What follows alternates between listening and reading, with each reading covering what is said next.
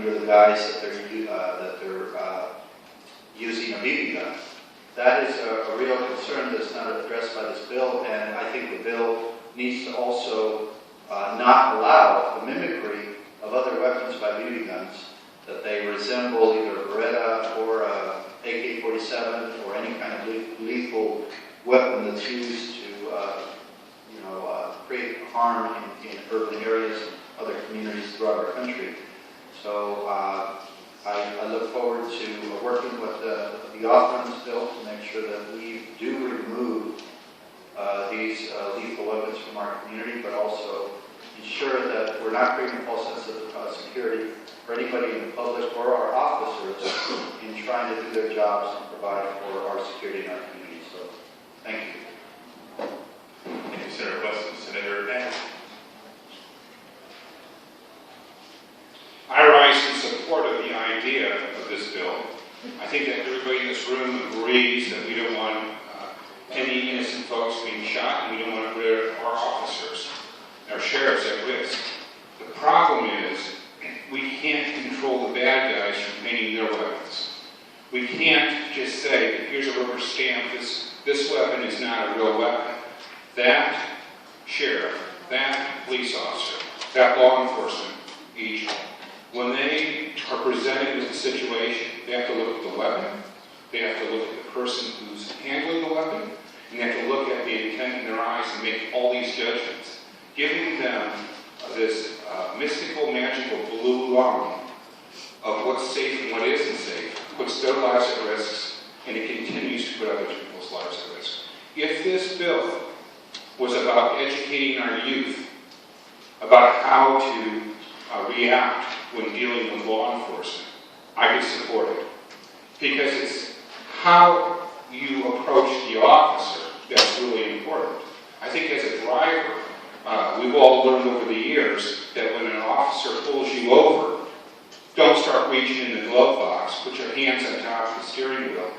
Make sure you can see and that he's comfortable or she's comfortable. The officer's comfortable that you're not doing any high-risk behaviors.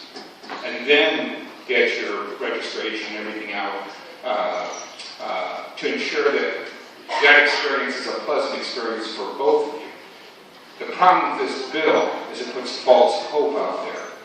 It leads people to say, all because it's painted orange or another bright color, I'm somehow going to be safe, and I can look with intent and move rapidly, swinging that weapon towards the officer. In San Diego a few years ago, we had a number of officer shootings, not because they had a gun, but because they had, in one instance, a trowel. It's a sharp object, and they were coming at the officer, and the officer had no choice.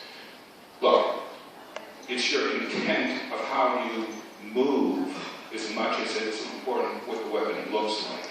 So if this bill was about educating young people and adults on how to react and act in a safe manner when approached, I will tell you this. If law enforcement says he can freeze, I'm freezing.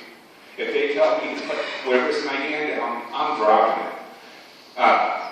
That, I think, would be a better bill to address this issue than arbitrary colors. So for that reason, I can't support it. However, I agree with the author that this is an important issue, and we don't want anybody being harmed that should not be harmed. So with that, I ask an urgent no vote. Further debate or discussion on this measure? Seeing none, Senator DeLeo, you may close. Thank you, Mr. President. I want to thank Senator Evans for a very eloquent and passionate statement with regards to the tragedy that took place right in her own backyard in the city of Santa Rosa, Sonoma County.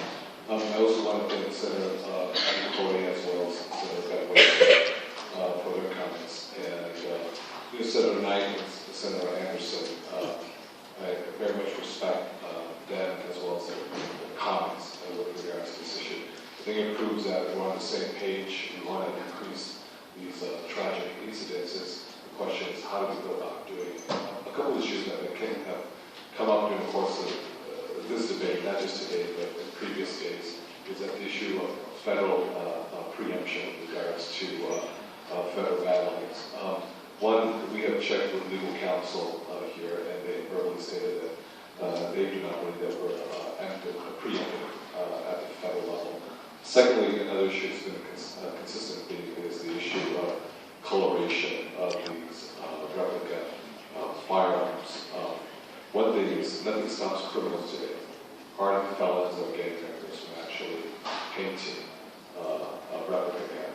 You can do it today, you could have done it yesterday, you could have done it last year.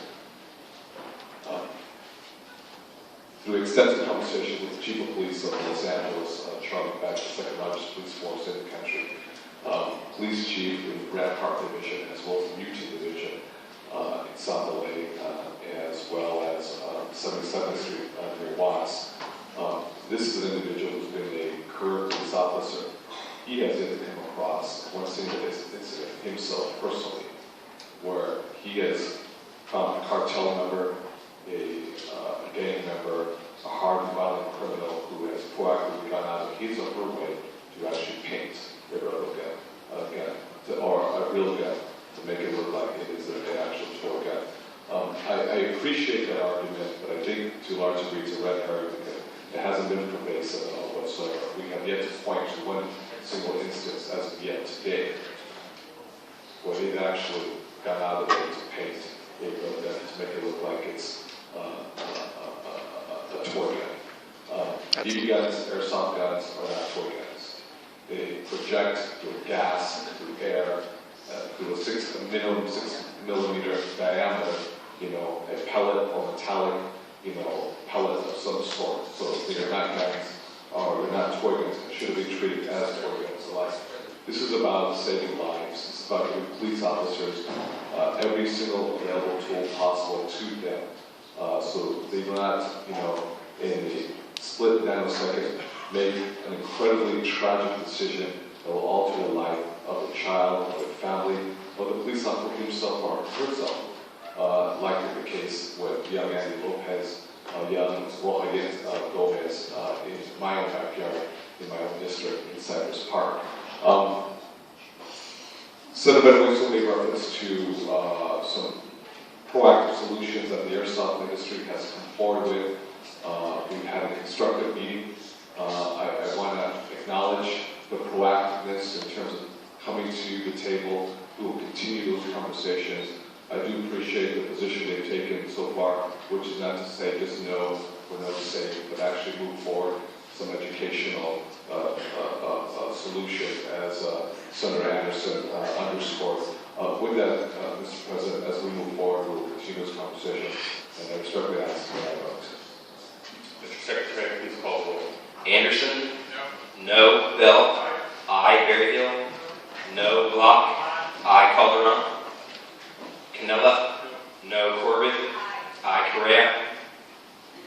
DeLeon? Aye. Desagne? Aye. Evans? Aye. Fuller? No. Gaines? Galgiani? Aye. Hancock? Aye. Hernandez? Hill? Aye. Hernandez? Aye. Hill? Aye. Hueso?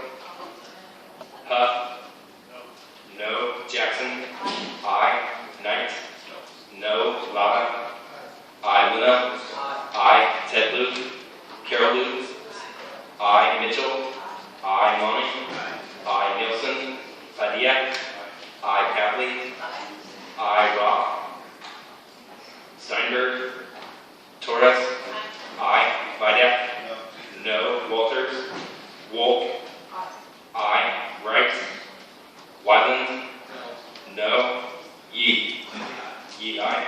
Call the absent members. Calderon? Correa? Aye. Gaines? Hueso? Tedlu?